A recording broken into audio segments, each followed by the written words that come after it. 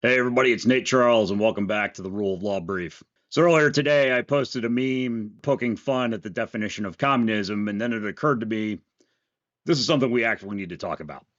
So let's start with the actual authoritative definitions, because everything else in this discussion basically flows from that. So communism, according to Merriam-Webster's dictionary, is a doctrine based on revolutionary Marxian socialism and Marxism-Leninism, also defined as a totalitarian system of government in which a single authoritarian party controls state-owned means of production. Keep that in mind.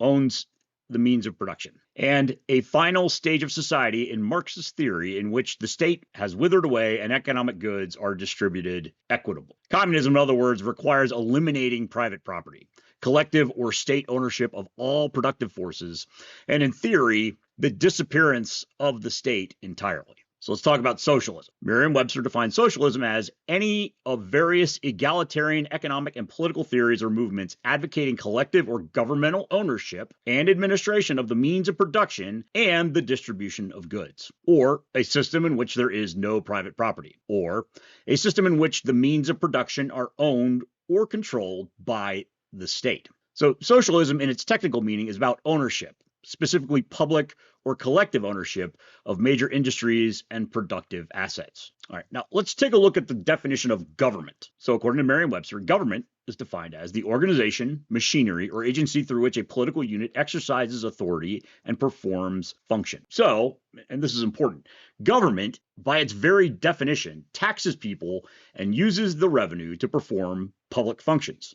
That's simply what governments do. So my point here is actually that both sides, both the left and the right, are misusing the terms socialism and communism to their detriment, and definitely to the detriment of the United States as a whole. So now that we have the real definitions, here's where things break down. The modern political right in the United States rarely uses these words correctly. When someone on the right calls a policy socialist or communist, they're not talking about collective ownership of industry or the abolition of private property. They're not even really talking about an economic system at all. At best, what they're actually criticizing, usually without saying it outright, is authoritarianism. They are reaching back to the historical examples of the Soviet Union and the People's Republic of China, regimes that called themselves communist or socialist and attempted to build centrally planned economies.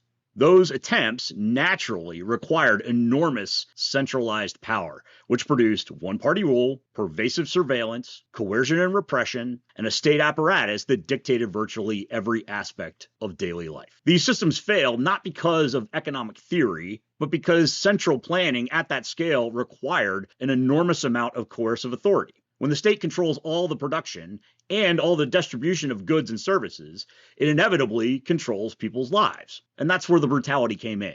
The authoritarianism wasn't a side effect.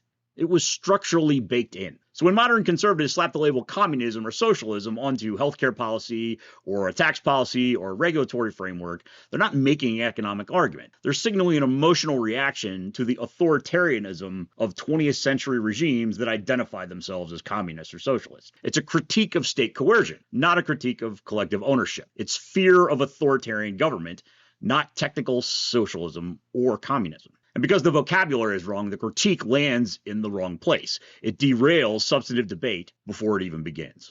But the left also misuses the term socialism. A lot of progressives today enthusiastically call themselves socialists, but when they explain what they actually support, universal health care, tuition-free college, stronger regulation of big business, expanded welfare programs, none of that actually matches the definition of socialism. They're not advocating for the abolition of private property.